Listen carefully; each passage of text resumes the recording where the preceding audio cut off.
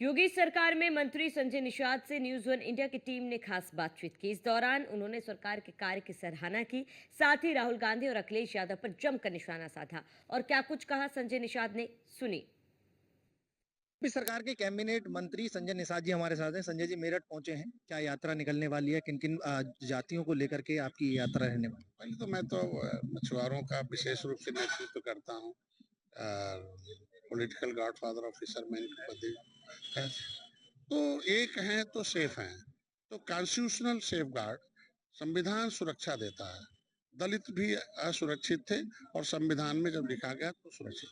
तो जब संविधान में लेदरमैन, वाशरमैन, फिशरमैन तीनों के लिए व्यवस्था दी गई कि अंग्रेजों ने, मुगलों ने उजाड़ा है, नदियों से लड़ाई लड़े हैं, तो ये उजड़े हुए समाज को फिर से सुरक्षा मिले, सम्मान मिले, समृद्धि मिले, ये कानून में, संविधान में लिखा है। लेकिन कुछ पिछली सरकारों ने गलत नीति बनाकर, बदनीयती से इनको ओबीसी में डाल दिया और ओबीसी राज्यपाल ने निकाल रखा है। तो आगे की जो गिनती हो, फिर हमें एससी में गिनती हो, मझवार और तुरैया की जो संविधान में है, आरजीआई ने, और फिर इनको एससी के जितनी सुविधाएं दी जाए, इसके लिए इनके अंदर जागरूकता है।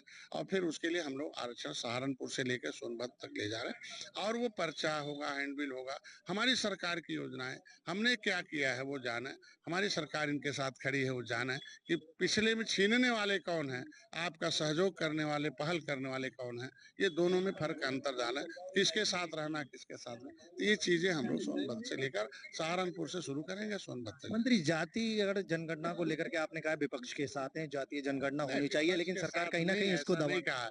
हमने कहा पहले विसंगति दूर हो जाए तो गणना हो। मैं तो पहले हूँ, मैं पहला व्यक्ति हूँ कि संविधान में लिखा हुआ जो आदेश है, सेंसस जनगणना आयोग जनगणना कराता है, उसने एक दिशा निर्देश दे दिया कि केवट, मल्ला, मझवार, कश्यप कहाँ तो रहा है।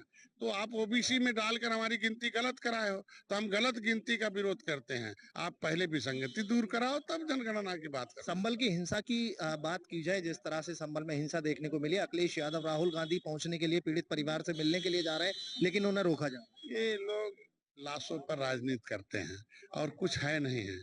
हम कह रहे हैं कि आज उस विशेष वर्ग को, स्ट्रक्चर कमेटी की रिपोर्ट कहती है कि मुसलमानों की दशा एससी एसटी से खराब है। अगर उसके पास घर द्वार नहीं है, खराब है, तो अनाज कौन दे रहा है, मकान कौन दे रहा है, इलाज कौन करा रहा है? हम दे रहे हैं ना। हम शिक्षा कौन उनको देने जा रहा है?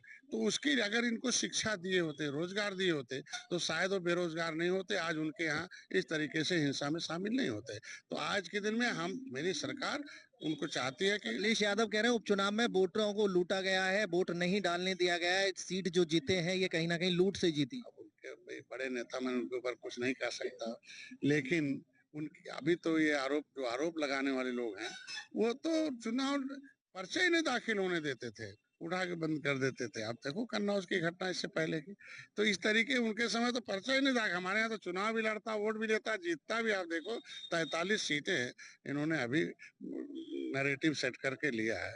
तो नहीं कहा, अगर इनको लगता है कि नहीं गलत हो गया तो वापस कर दे 43 लोगों को। यूपी सरकार के